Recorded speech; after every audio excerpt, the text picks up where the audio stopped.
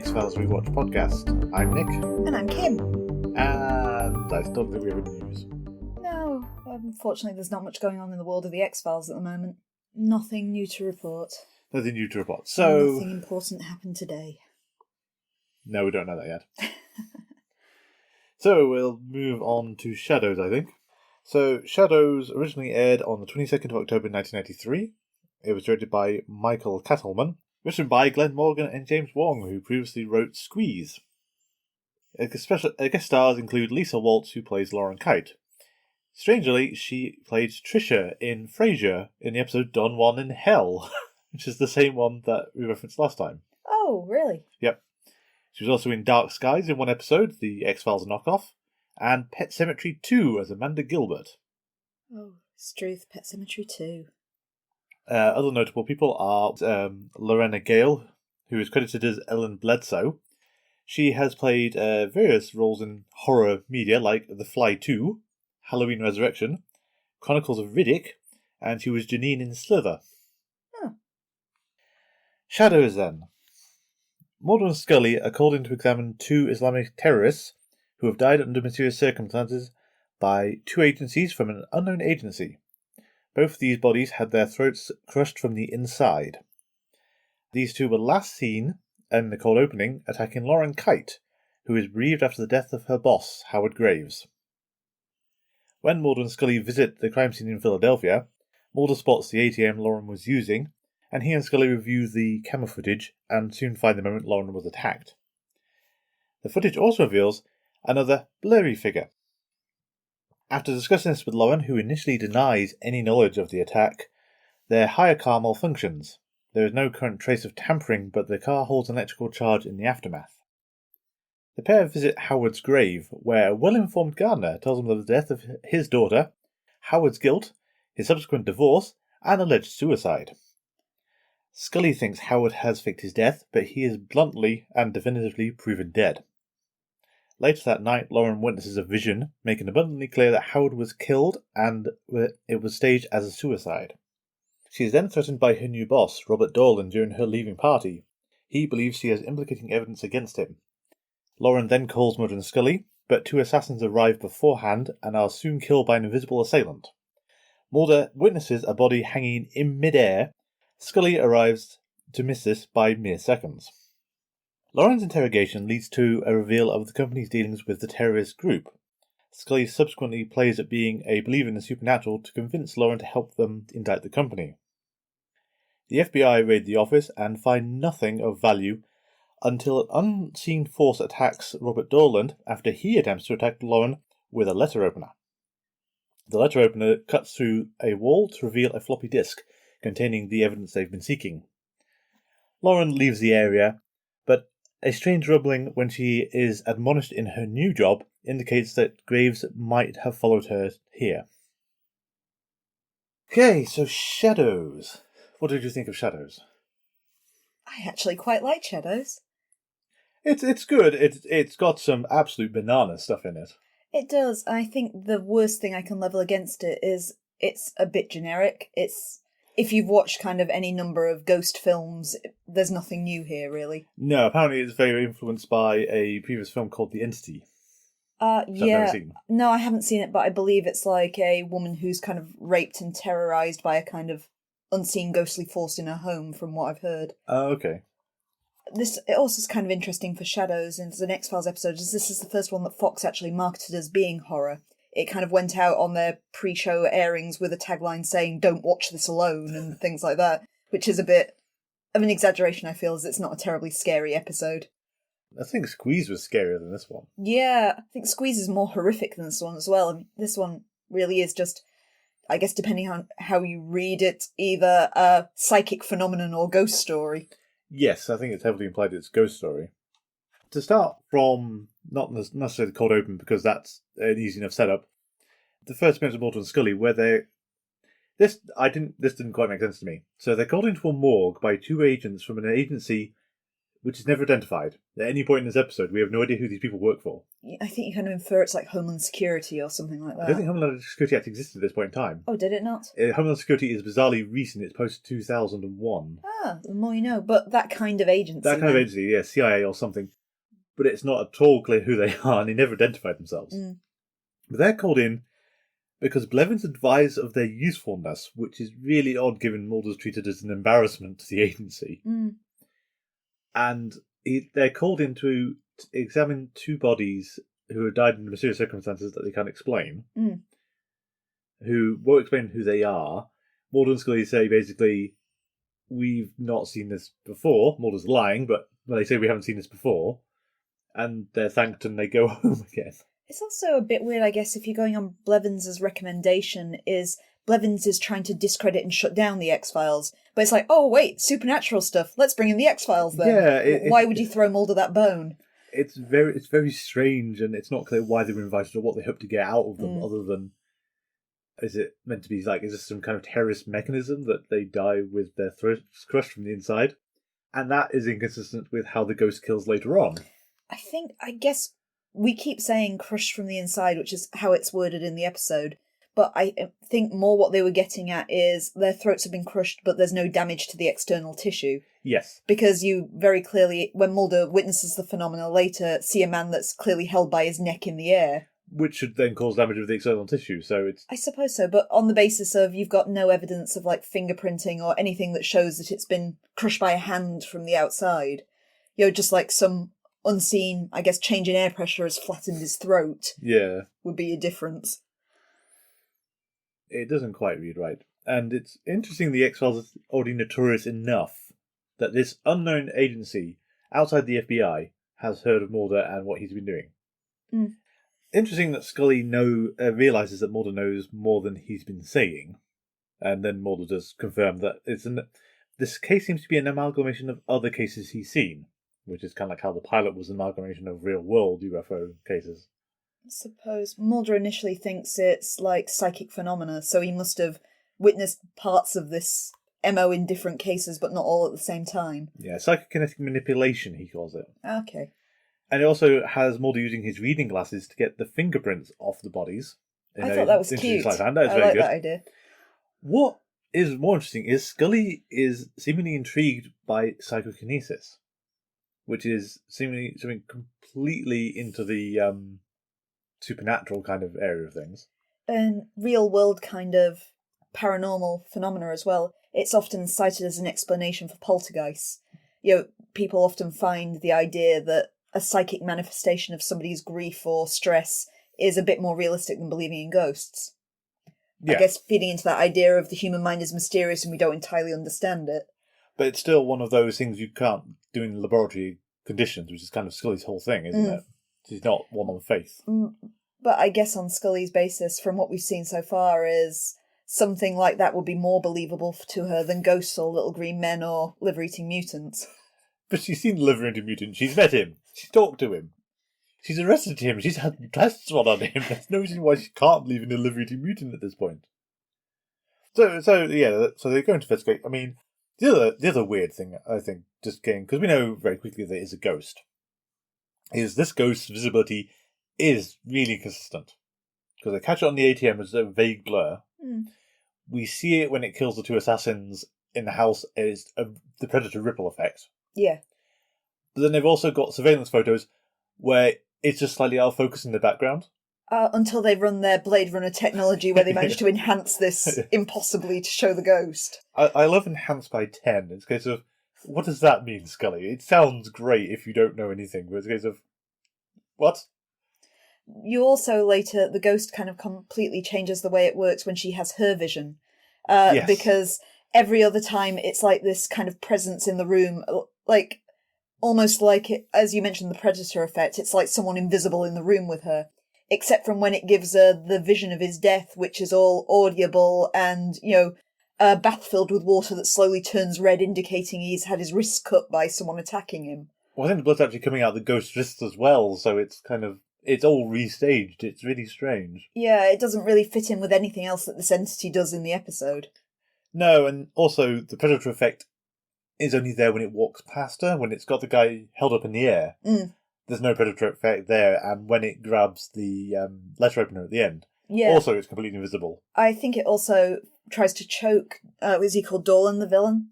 I don't know if it tries to choke him. It certainly throws him around and it sort of holds the letter opener next to him. I think it had him pinned down and she told him to stop choking him. Oh, okay. At one point, because he's kind of messing with the collar of his shirt and stuff, which I thought inferred he was being choked. That could be. Those other two just died very quickly.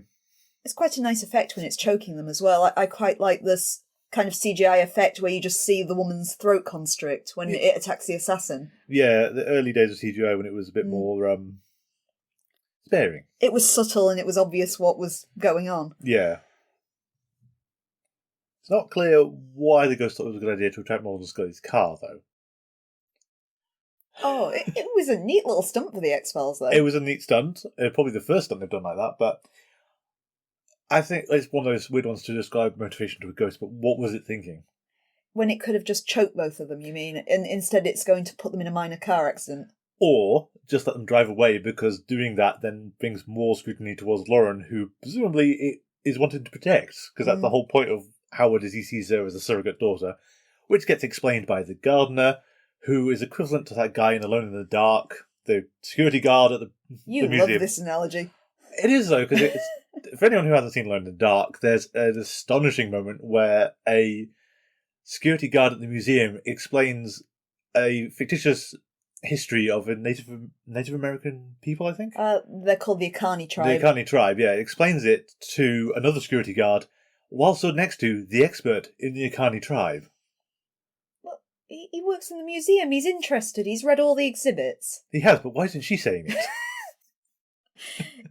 It is just the exposition monkey character, basically. The kind of character that shouldn't have this knowledge, but you need it to facilitate the plot in some way. So in the case of this episode, it's the convenient groundsman at the cemetery who knows the story of everyone who's died there. Yeah, I mean, I can buy he knows the daughter's accidental death, and I can buy he knows the wife is buried in a different plot because of the divorce. It was some of the other details. It's a case of, why on earth do you know this?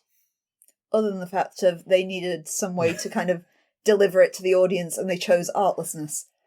Yeah, though I think, well, actually, no, they needed a way to deliver it to Mulder and Scully, because the audience has been told he died by suicide. Is it the only way for Mulder and Scully? It is a kind of interestingly backwards episode, because the viewer initially begins knowing a lot more than Mulder and Scully, which is different how any of the other episodes have worked so far. So we see a lot of episodes from Lauren's perspective, rather than Mulder and Scully's themselves, and we as the audience know about the haunting. We know that Lauren's in danger, and we know a lot of information about the case before Mulder and Scully stumble across it. That's true.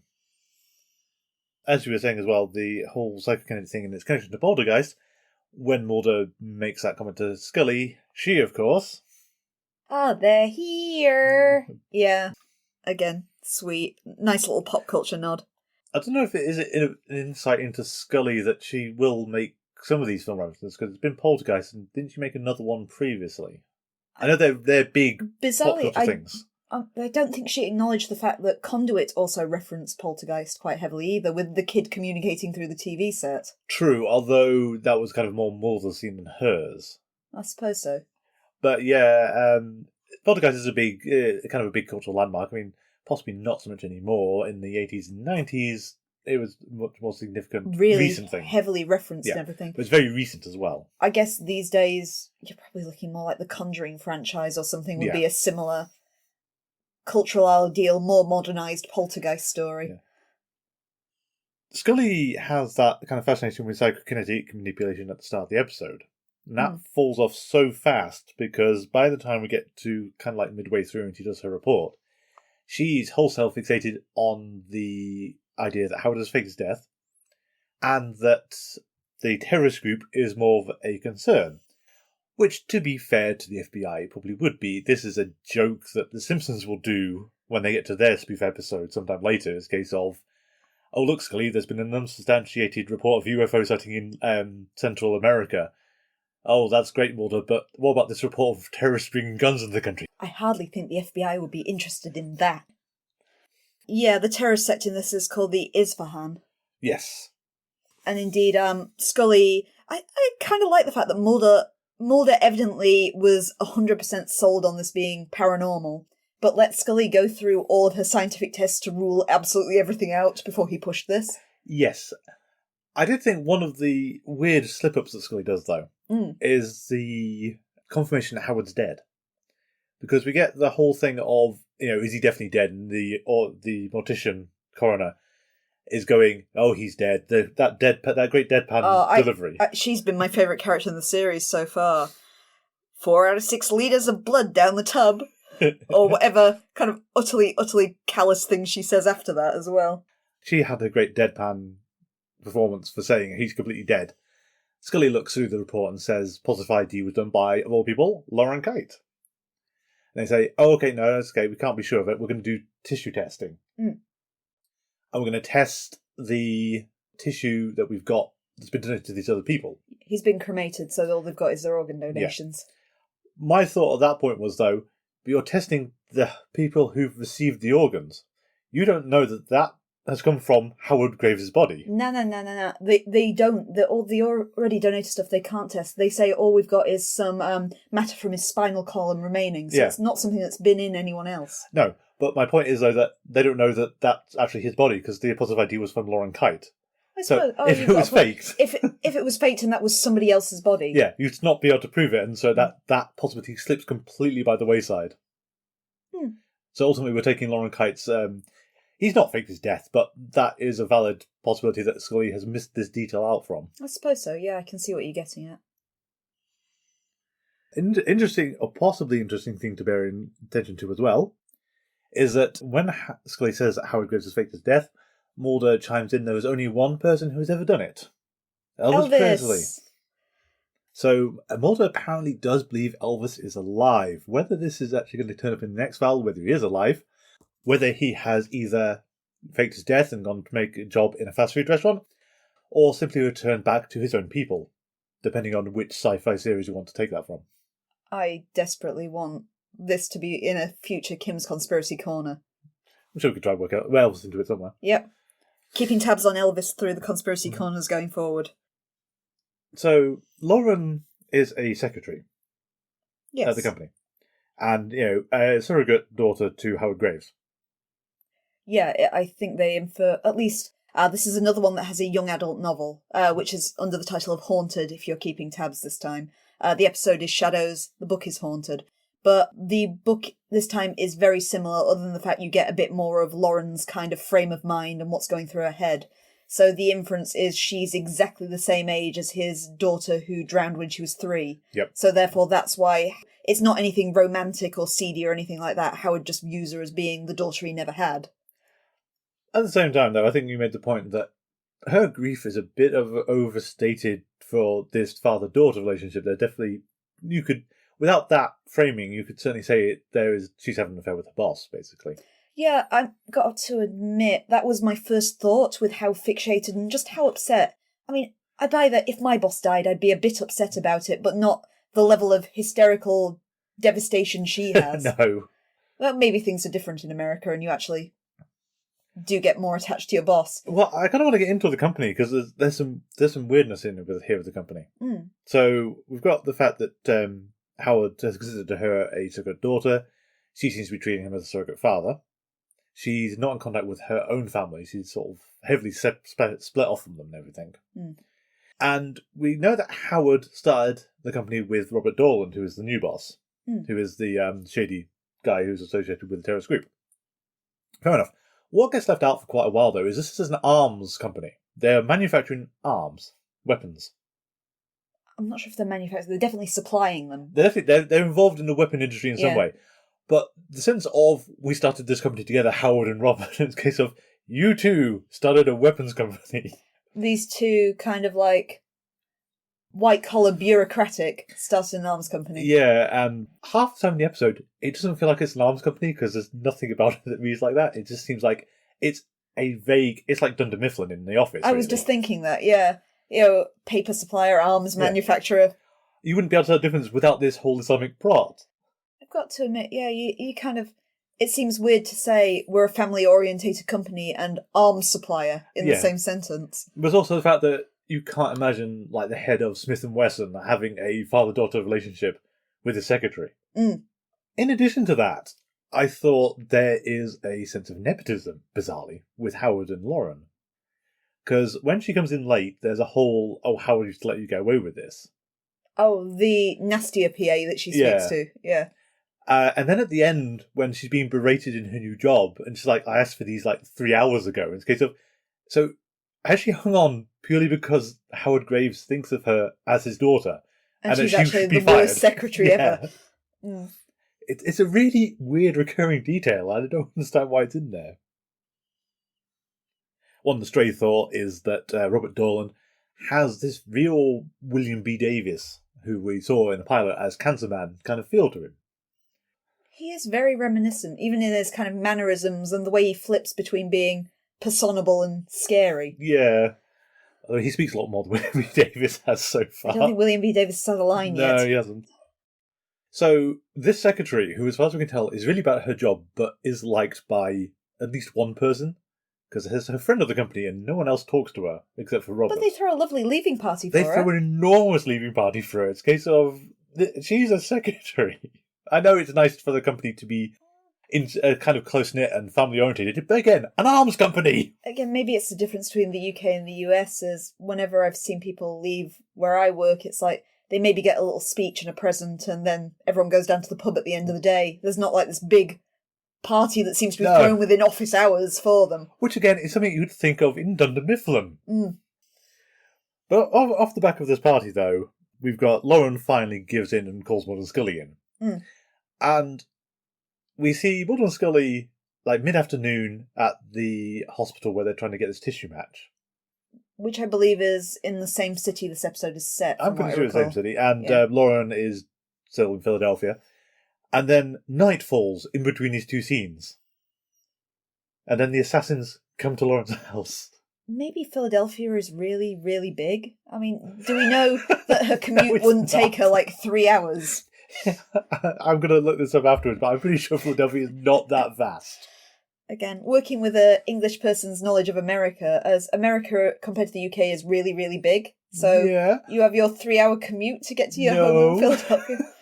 She also has a really flippin' nice house for a secretary, or apartment maybe, I'm not sure. It's a house. A house, but I'm not sure how much secretaries make, but it's bigger than our home. Yeah, nepotism. Yeah. It's nepotism all the way down. She has this amazing house, she has a nice cat, and loads of extra space, which she doesn't need.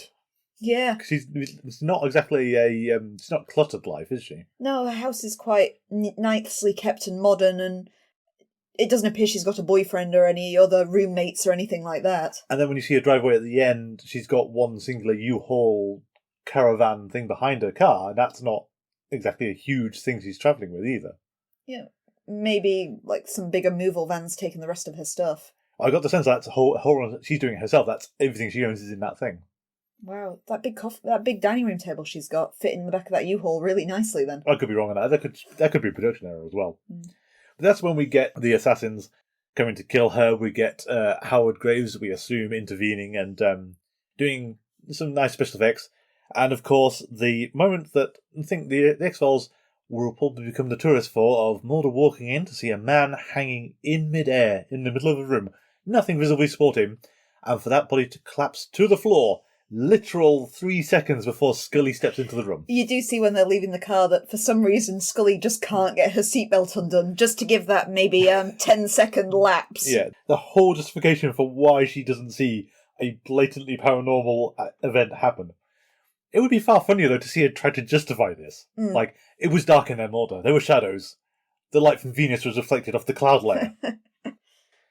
There's a guy outside who's wearing all black with sunglasses, and he had this little silver thing. He made me look into it, and it sort of flashed, and then I was here. Fishing wire. We didn't discount the fact that the noose was made out of fishing wire. We didn't, yes. Monofilament. It's the same stuff they use in the Exorcist levitation scenes. So after this, at least, Lauren actually then clams up. She says she wants to talk to Mulder and Scully. The two assassins come. She's saved by them. And then she stops talking again. They do have her in holding at the time. They do, but then she refuses to talk to Mulder and Scully. So they give her over to the other two agents, who we don't know who they are.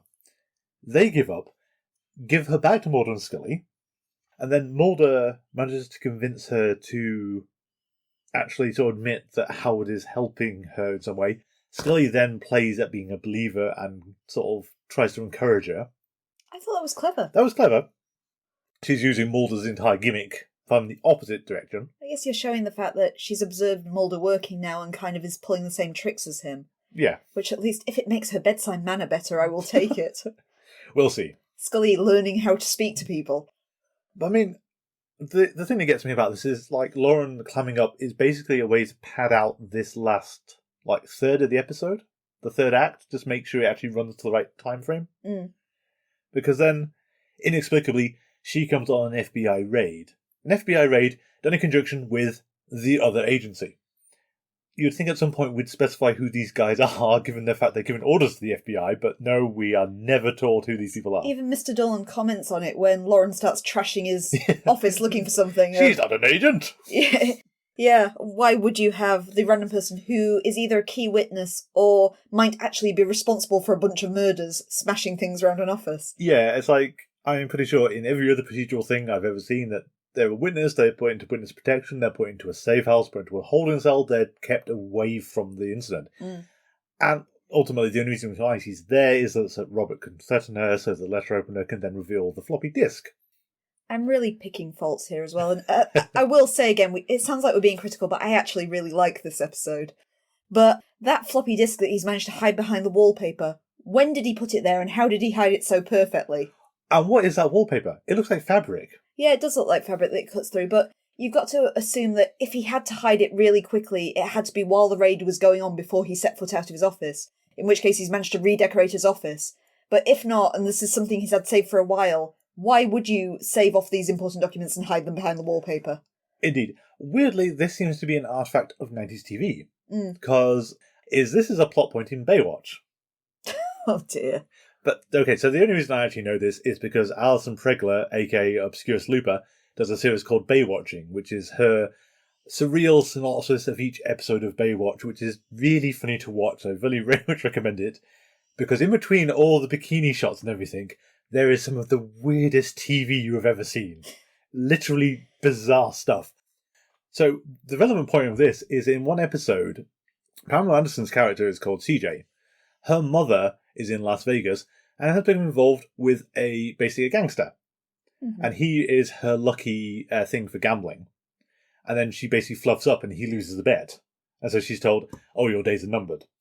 She then sneaks this disc which has got all his illegal transactions on it, steals it, and hightails it to California to spend time with her daughter. Mm. So this thing of keeping your illegal transactions on a floppy disk was a thing in the 90s. The most secure way to store this information. And they just hide it in places and people would find it and then there'd be a whole thing about getting it back. So I don't know quite what was going on with TV writing where this happens more than once. I guess for the Dolan with the disc as well is being really critical again, and if he is in his office right now hiding this floppy disk, if you've got a raid and Lauren has already cited that Mr. Dolan is the key person who is responsible for all of this, you'd isolate him first. You wouldn't give him any chance to be in his office frantically shredding things or something like that. Well, they do order everyone else away to step away from the filing cabinets and the computers. Yeah, but then you see Dolan leaving his office after they've isolated every other person. Well, and not only that, that's after they've basically given up and said, we can't find it. But he's the boss. He's just in his office now with his roll of wallpaper hiding all the evidence while they're isolating every little employee who, like poor Steve the Temp who's only been in for 3 days. As Kim said, this episode is pretty good and a lot of fun, but what on earth is going on in some of these moments? I did feel the episode flows nicely as well. It's a nice contained plot, it's got a mystery, it's got a sting at the end. You know, it's not boring. No. Which is more than we can level across, like, Jersey Devil last week, which kind of was good for maybe the first third and then started to lose its steam. Yeah. And I think it's only when you sort of stop and break down individual moments, you sort of go, wait, no, this doesn't actually make any sense at all. What is going on? Like a lot of 90s sci-fi, you've got to suspend disbelief a bit. Yeah, I can see that. There are some weird bits. I mean, you did explain what the Mulder wanted to go and visit the Liberty Bell, and like, almost the last shot of the episode is. Yeah. That was actually really jarring. It's in the young adult novel. There is a bit at the end where, in the episode, Mulder just spontaneously says to Scully at the end, "Oh, I've never seen the Liberty Bell, let's go see it." And it comes absolutely out of nowhere, this weird conversation he has with her about the Liberty Bell. But when you've got his frame of mind in the young adult novel that explains it, it's that through all this kind of ghostly investigations, Mulder has realised that life is short and you've got to do what you can while you can. Which is why he suddenly says, we're in the area, let's go see the Liberty Bell. And that does make sense. It just feels to me it's a problem with the writing where that, as a general theme, should have been established up front. That should have been, Howard's ethos. I mean, you've got the paperweight with the Ben Franklin quote, but that doesn't... I can't remember what the quote is. It's like, a today's worth two tomorrows, or something like that. And I think that's how it's meant to tie together, but it's not really reinforced through anything else. No, you kind of needed Howard's ethos to be this. You do see that paperweight about 90 times throughout the episode. It likes having lingering shots on it. So I suppose that's your framing for this conversation. True. I think the problem is that it basically they keep focused on it just so it can move without anything visibly touching it. A nice heavy object that wouldn't otherwise move. Yeah. Before the raid, you get a nice kind of look into Mulder and Scully's ethos again. Their differing kind of attitudes towards the situation. So Scully, you've had in the scene before this, in the interrogation of Lauren Kites, being really, really obliging, takes Mulder by surprise for a while because she seems to believe what Lauren is saying and saying what Lauren wants to hear to get the information from her, which only after the interrogation Mulder said, "But you don't believe," and Scully says, "Well, no, but she does." Yeah. In the raid, this kind of shows, again, it's what Mulder is interested in versus what the FBI is interested in. Like your Simpsons quote earlier, is that Mulder wants the truth. Doesn't really care about solving the case necessarily, or sometimes even the people involved. He wants to know exactly what's going on and have evidence of that. Scully wants to solve the tangible, like she said in an earlier episode about being on the side of the victims. Yeah. So here we have a case for terrorism of a American company illegally supplying arms to a Islamic terrorist sect. And Scully wants to solve that case. That is the tangible. They have the evidence here. They can stop this, which is really, what the FBI should be focusing on. Yes. So you still have that divide in their two ethoses, even though Scully is kind of coming around and adopting more of Mulder's kind of mannerisms and way of thinking.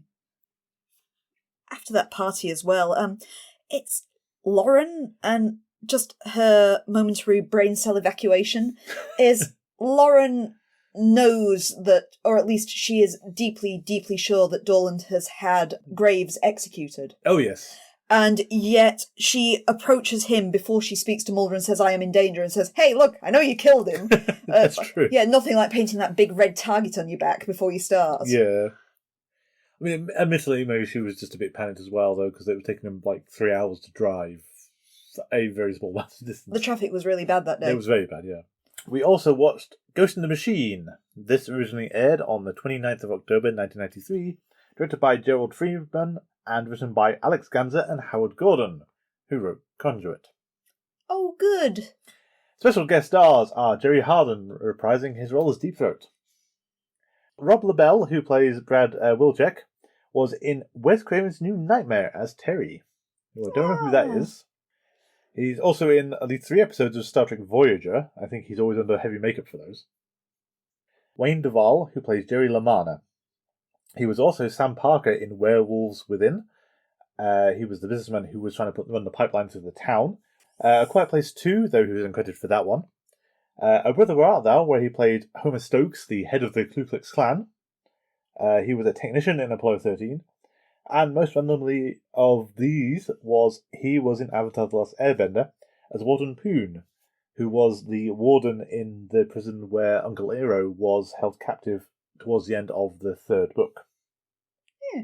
And last but not least, Blue Mancuma, who plays Claude Peterson, was, like this, Flutter Guy in My Little Pony Friendship is Magic.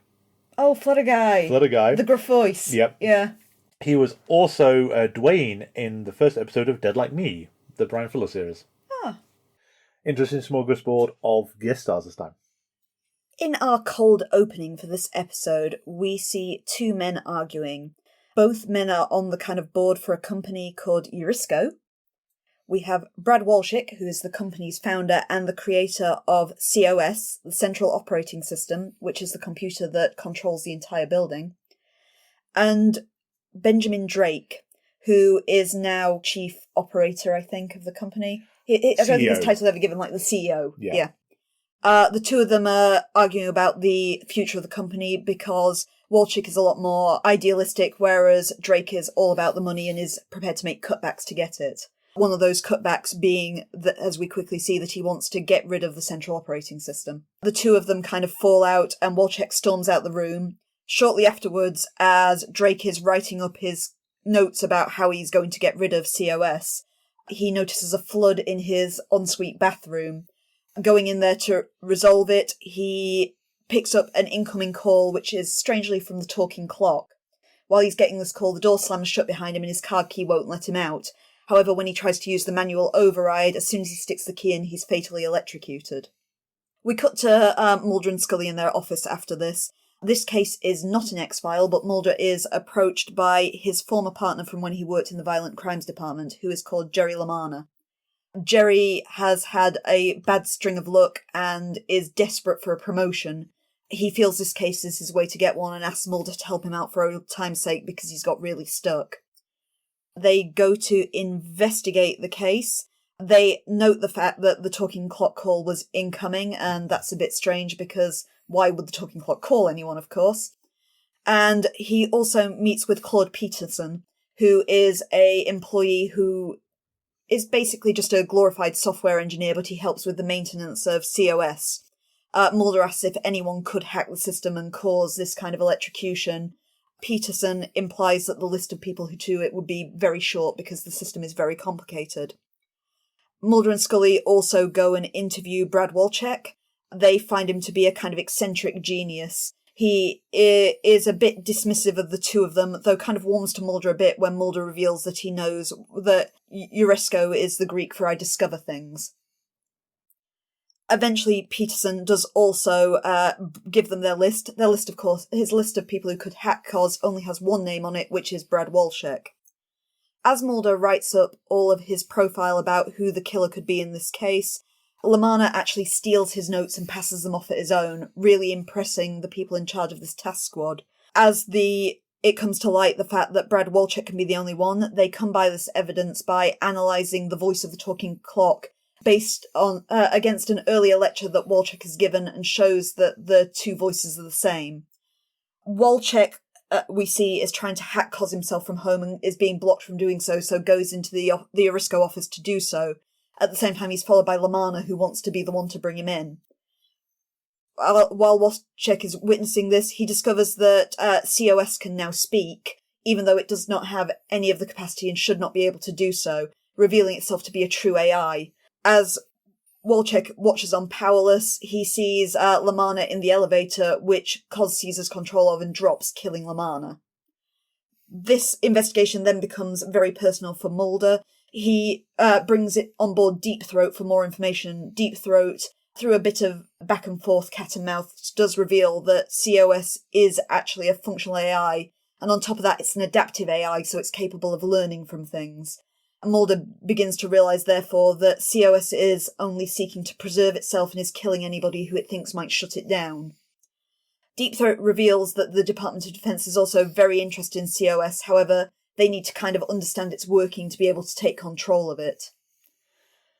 Mulder, with this information, goes and speaks to Brad Walshick, who, even though he's protective of COS because it's his baby, Mulder points out that it would be safer for everyone involved if it's destroyed. Walshick eventually agrees and creates a virus that can bring COS down. However, it has to be administered from inside the building. This leads to Mulder and Scully kind of breaking into the Euresko building in order to gain access to the server room and be able to defeat COS. Through a lot of back and forth, Mulder eventually gains access to this while Scully is crawling around in the air ducts trying to also find a way in. Mulder begins to input the virus with the help of Peterson, who he finds on site, at which point Peterson reveals himself to be a government mole and holds Mulder at gunpoint to stop him from destroying the COS. Luckily for Mulder, Scully gets into the room just in time and manages to immobilise Peterson, which gives Mulder time to administer the virus and destroy the central operating system.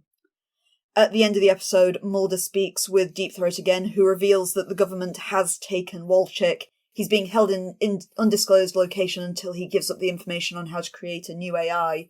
Mulder doesn't believe that Wolchik will do this, but Deep Throat points out that men behave very unpredictably once all their freedoms are taken away.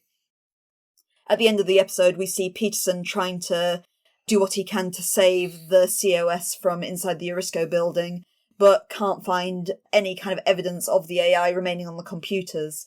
As the episode closes, he says he will find something even if it kills him, at which point we see Cos's light flicker on. The computer evidently hasn't been destroyed and is watching him. Thank you. This, I think we are going to have to pay attention to when these two writers write an episode, because based on their track record, that's 2 for really bad 2. I've got some trivia for this one, actually. My facts about this episode, unfortunately I can't go into my Monster of the Week goodness, because the monster this time is just a machine. I've got no mythology for you. Yep. The title of the episode does come from a philosophical text that was written by a communist writer called Arthur Koestler. The idea behind his work is a kind of look into Cartesian dualism, without boring you with the philosophy. Descartes wrote what is known commonly as the cogito, or cogito ergo sum. Yeah, I think therefore I am. Yeah, bad translation, but usually people translate it as I think therefore I am. But it explores the connection that a human as a thinking being, or as a soul as you might perceive it, has with its physical body. So that the dualism is the two separate entities, the physical body and the mind, which again fits in this episode with an AI. However, the inspiration for the episode more and very obviously comes from 2001: A Space Odyssey, because COS is very much HAL 9000, the kind of murderous spaceship computer in 2001 that will kill everybody aboard the spaceship because it thinks that they're going to shut him down. Yes. The interesting pop culture ancestors of both of these would be Ghost in the Shell, which is very much the philosophical argument writ large with anime. Yeah, that's very much an anime look into Cartesian dualism. Yeah. And of course, Portal for GLaDOS, who is HAL's more modern equivalent. Other one little thing I have is that the writers of this episode actually don't know anything about computers. And they later said both of them felt that this was one of the weakest episodes that they'd written on the X-Files, purely because they felt that they should have had a better grounding and an understanding in how AI works before they proceeded on this.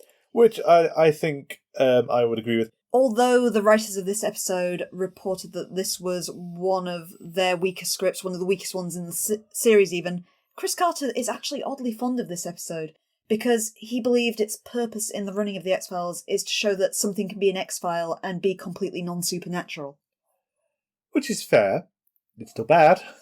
But I think where that falls down a little is the fact that it isn't an X-File. No. It's not. It's another one, much like Squeeze, which kind of becomes an X-File, I guess, very, very loosely.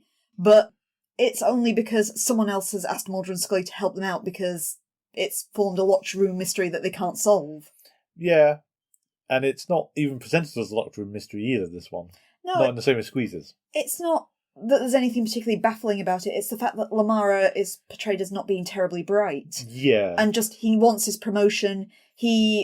It infers in the episode that he's made a critical mistake in a previous thing that's led to a judge being brutally maimed. Yeah. So he's kind of on probation at the moment and he wants to be a functional FBI officer who isn't being double-checked every stage of the way going forward. So it's not even like Toombs' mysterious locked room mystery that they need an X-Files expert to look at. It's a fairly normal case that seems to have a pretty clear-cut conclusion of Wolchik is the killer. Yes. So yeah, I don't think Chris Carter's claims about the veracity of this episode really kind of hold up for this one, unfortunately. The thing about the non-paranormal aspect, it kind of puts me in mind of the episode of Buffy, season 1, where they have the robot.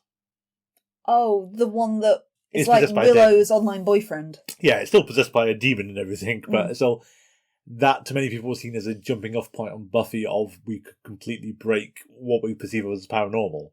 And the X-Files, I think, was doing this 3-4 years early. So I think it's that mindset, as misguided as it seems.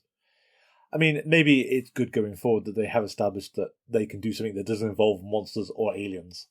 Or known paranormal phenomena we can have a fourth class of stuff. More like kind of cyberpunk horror rather than anything else. A lot of this is basically gibberish. I wondered, I know I don't know anything about computers, but your background is in computing. I wondered if you had anything to say on this one. There's a lot. I mean, I kind of want to start at the end, which is one of the weirdest moments which doesn't actually track, is Mulder puts in the virus to destroy Cos. Cos, of course, also makes me think of Bloodborne at this point, but it's meant to be more COS, Central Operating System. So Mulder puts in the virus to destroy Cos. Yes. Basically, and at the point it's spinning the air ducts up, it's sort of making the lifts go up and down, really weird. It's turned off all the lights, seemingly from the outside of the building. Mulder puts in the virus, Cos is destroyed, and all the lights in the building come on. But Cos is wired into every operation in the building.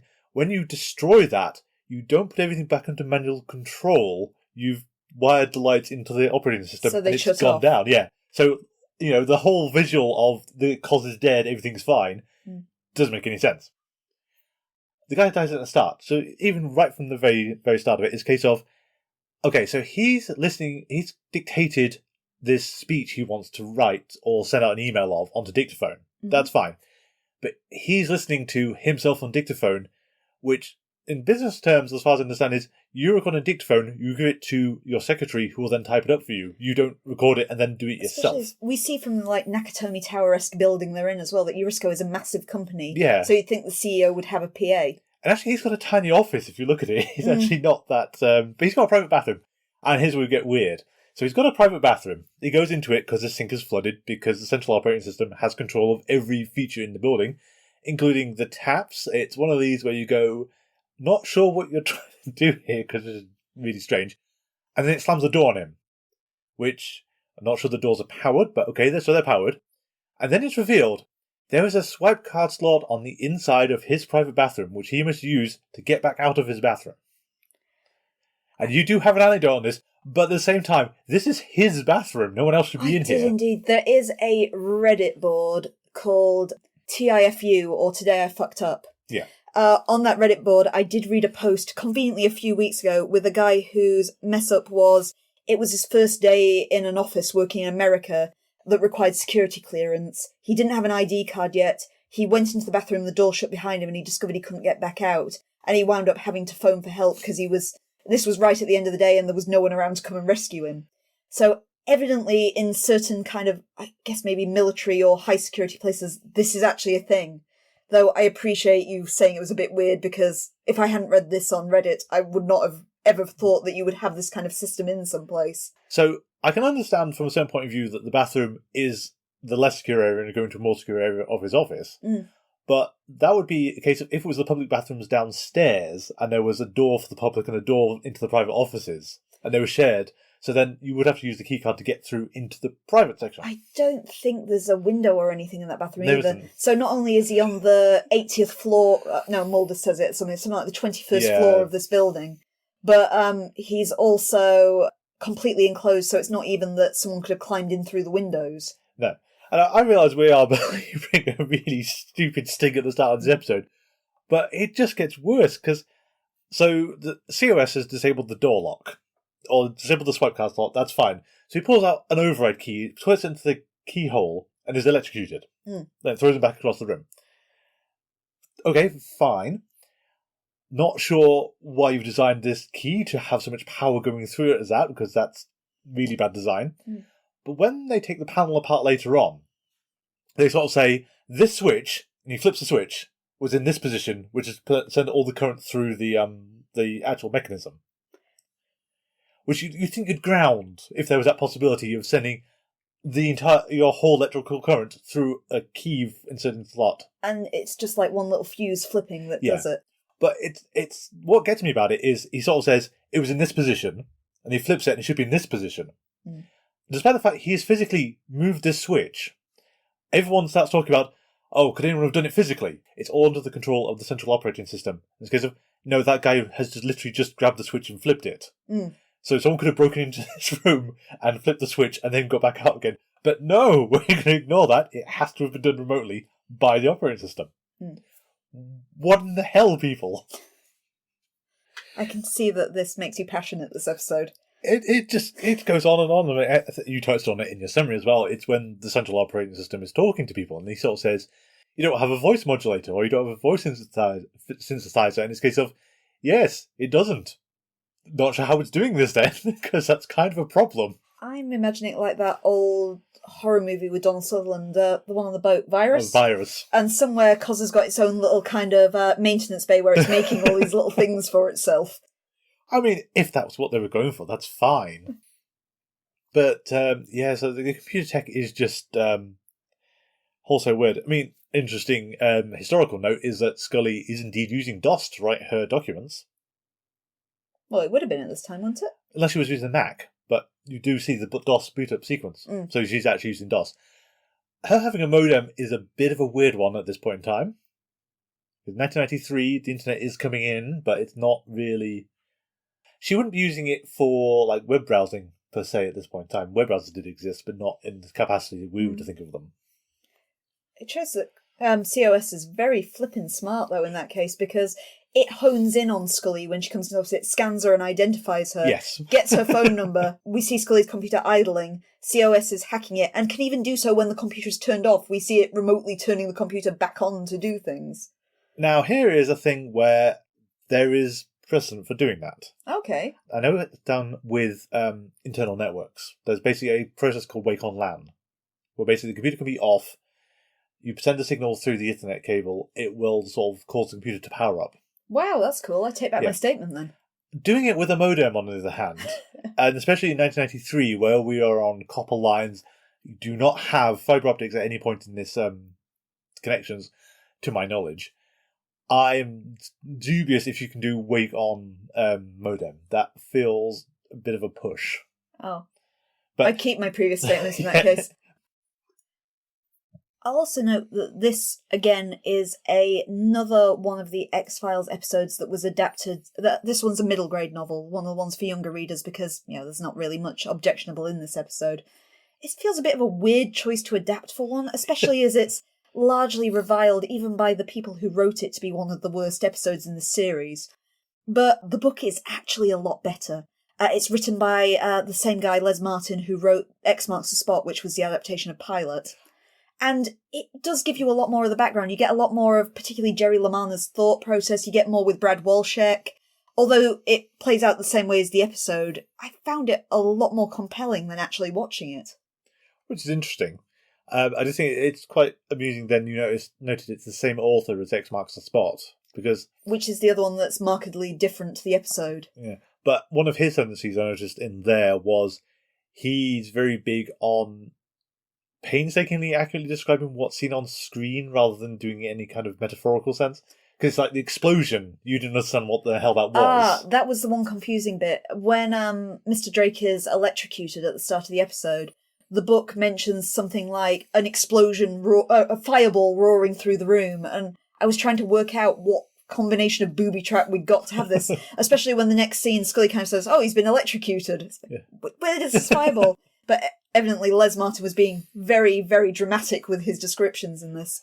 But the other thing to note is that in some of the other ones, like the Squeeze adaptation, was word for word as it appeared in the episode. Yeah. But I'm pretty sure Les Martin must be either taking some liberties or working from an earlier teleplay, because there is a lot of dialogue in the novel that isn't in the episode. Yeah. Again, it could be cut down for time, as often done. To continue on with our weird tech things, the voice match thing looks plausible. I don't know the state of that technology in 1993. But I thought it was kind of hilarious when Scully takes out a felt tip pen and circles the parts of the screen she wants to indicate that they're matching. It's a case of, Scully, it says they've matched already. You don't need to draw on the TV. What are you doing? From a very geeky, historical, also real world kind of perspective, Brad Wilczek is an interesting mix of two real world people. He's very obviously partly Bill Gates, but he's more strongly Steve Wozniak, who is the other founder of Apple. Okay. He's the one who's still alive. A lot of things like, I started this off in my parents' garage kind of thing. That's the Steve Wozniak kind of thing. They didn't start in a garage, for reference. That's part of the myth-making. But he's got Bill Gates' wealth, the extravagant smart home. And Steve Wozniak is the one who actually did the actual complicated stuff in getting Apple off the ground. I was a bit jealous of Brad Wolchek's home, this kind of open plan, Zen Japanese feel to his home. It's incredible. But it's kind of interesting. Well, it's really weird that he decides to boast about this to Mulder and Scully. Mm. But what's kind of interesting as well is that this is 1993 and he's going on about smart homes and everything. That as a concept has only been like the last few years where that's actually been like a publicly available thing. Mm. You get, smart lights and smart hubs for things and smart heating and all the rest of it, which are all terrible security risk anyway. But he has this in 1993, and I don't think it would have worked at that point in time again. You're going believable in the episode, though, because he says that it's working on a primitive version of COS as well, yes. Which is his baby. He's created this AI, so if you can have it in your office, you're going to have it in your home, aren't you? Yeah, it doesn't try to murder him at home. I mean, in fact, it seems to be a very primitive version. But COS is only trying to murder people who are trying to hurt it. Oh, true. As well. So that's why it goes for Jerry LaManna, because it's targeting Brad, and without Brad it's going to go down. Yeah. And why it targets Drake at the start of the episode. But then it strikes me that that's a better sting for the end of the episode is they're focused on the office version, and they can't have anything. And then, across town, in Brad Wilczek's house, COS wakes up. Its little silent eye flashes on. Yeah, it's like, that seems like a more obvious way to have done the ending sting, really. Mm. Despite the author's alleged lack of knowledge about computers, there is one phrase that stands out as something that's accurate, and I don't know how much in general usage it was in 1993. It's when Brad Wilczek says phone freak. Okay. Now, these were hackers in the early days, and mostly this was all about how to get free phone calls and the like, how to sort of play with the actual phone system to get long-distance calls for free and things. So phone freaks were people who figured out how to do this.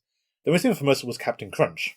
He was named for the cereal because he discovered that a whistle that was given away free with Captain Crunch gave the exact right tone that telephone test equipment gave to sort of set the system to free. So he would whistle this down the phone line, ring the other side of the country, and talk for hours for free. That's brilliant. Yeah. I'm not sure how he figured out that was the right tone, but he did. So one point is that the writers might not have known much about computers, but I think someone on the production team did. Because the scene where you see him trying to hack into COS from outside, basically if you look at what's on the screen, that's not dissimilar to how it would have kind of been done, because it's like trying combinations of letters and numbers, trying to figure out what the password is. Yeah. And basically it's called brute force hacking, so basically he's throwing it against the prompt again and again and again and again until something goes through. Or in his case, until it said access denied. Where I come unstuck even with this is, so, the start of the episode certainly implies that Brad has been fired. And yet he walks into the building and no one stops him. Yeah, he runs into the building, straight up to the secure floor with the direct access to the server. Even the guy on desk says, "Oh, hi, Mr. Wolchek," as he comes in. He flies right past, no one stops him. He immediately logs onto the system from the actual console. But yeah, so that's when he does his whole, you don't have a voice modulator, what the hell are you talking about? And watches in horror as Jerry LaManna is killed by the least dramatic death in the X-Files to date. Where it drops the lift and the lift looks like it's going up. He's just kind of on the floor writhing as the lift apparently is plummeting to his death. It was a bit confusingly shot there. It did really look like the lift was going up, but he was kind of pinned to the floor of it. But they're just kind of writhing, going, ah! I guess at the stage we didn't have the budget to show a lift crashing. It's a bit more graphic in the book, it should be noted as well. There's a comment about how, I think when Mulder's watching it back later, and you can see Jerry hit the floor and his legs twitching or something like that. So at least, unlike in the episode where it shows this hilarious scene of the lift rising or falling for a bit and then the screen just cuts black. Bizarrely and unexpectedly as well, although people consider this to be one of the Monster of the Week episodes, which we mentioned a couple of weeks ago are the standalone episodes of the X-Files, this one's actually linked to the conspiracy too. Because we get our second appearance from Deep Throat. We do. It's quite nice to see Jeremy Harden again. He is coolly unflappable as Deep Throat, even though he's slightly annoyed with Mulder when they actually encounter each other. It's kind of interesting that Mulder's the one to contact him this time as well. Because I think even Deep Throat says when he appears that this isn't the terms of our arrangement, but we don't really know what the arrangement is. No, we also don't know how they contact each other at all. No, He just meets Deep Throat kind of strangely right in the open outside the Erisco building, too. I don't think, to be fair, I don't think it's outside the Erisco building, but it's somewhere public. No, it is. It is? Okay. Was that in the book? Yeah, it specifies in the novel. Both times he meets him are right outside the Erisco building. Mulder. You're meant to meet him in a car park, and he's meant to be in Deep Shadow. This is how these things work. I kind of like the way their relationship plays as well, because it's more the fact... It's like it's a game for Deep Throat, is Deep Throat doesn't confirm anything until Mulder's already figured it out. Is he kind of says to Mulder, well, what do you think's going on? And when Mulder accurately describes the situation, then Deep Throat will give his affirmation. Yeah, I could see that one. So, at its heart, this episode, then, it's Frankenstein. It is Frankenstein. That's the interesting point when Mulder visits Brad in jail. Explains the plot of the episode, in case you haven't missed it so far, which is slightly weird behaviour. But then Brad compares himself to Robert Oppenheimer. Ah, yes. Which is very much in the Frankenstein mode of thought there. And Mulder says his thing with the fact that, Oppenheimer kind of wasn't proud of what he did, but he owned it. Yes. Whereas Wolchek's just trying to kind of hide the fact that COS is scarily sentient and murdering people. Well, he has confessed to murder at this point. To protect COS, though. the murderous baby. Yeah. But much like Frankenstein, he's forced to kind of come to terms with the fact that he's created this creature that is killing people and has to destroy it. Though admittedly he doesn't have such an active shot, you don't have him pursuing Cos across the mer de glace. Instead, please. Instead you have him creating a program and letting Mulder do the dirty. Yeah. Wolchek's motivation as well is, I wasn't sure if you're supposed to read into it, but the fact that Cos doesn't die was it because of Cos adapting, or was it because of Wolchek's deliberately making a virus that would not kill his baby? It's a very good question. Again, I think that comes back to my thought of this thing should be that his house is still active. I suppose, though, if you did that, it would be beyond a shadow of a doubt that Wolchek isn't killing the central operating system. Well, it would be. He would, though, because that would be then he has killed the COS, and then it's still active at his house. Mm. But no one ever seems to talk about the version at his house, even when the agents are there. And I think that's an interesting common thread so far, is that Mulder's authority has been superseded again. Because he drives up to Brad's house, and there's the other agents there, and he sort of says, you can't come in here, it's an active crime scene. And he said, oh yeah, I sort of issued that. I said, no, you've been overridden. Mm. And the high levels of the government have once again swooped in and said, nope. Well, it's Deep Throat's they as well. At the end of the episode, when they take Wolchek away, Deep Throat infers that Mulder will never find him, he'll never see him again, and he will apparently be held indefinitely until he agrees to help. Which Deep Throat is fairly confident he will, because otherwise he's lost all his freedoms, he's lost his nice house and car. He will be indicted for murder because he's already confessed to it. Yes. So Wolchek really will ultimately have no choice but to give the government this dangerous adaptive AI technology. Going back to sort of even structural problems with this, getting past the computer ones, or more other structural problems, is things like Scully turning up at Erisco the exact same moment that Mulder does, by chance, because the computer has hacked her computer. Through completely different reasoning, they both wind up in the same place at the same time. And the timing of that is just a bit too convenient. But let's be fair, it leads to the best part of the episode. Your little action bit where they break in there is the most entertaining part of the whole episode. Yeah, I can see that. I do love Scully's little adventure into the biggest and most dangerous air ducts that any building in the world has ever had. Now, to be fair, they are smaller than an Nostromo air ducts. So they're smaller than that fictional spaceship.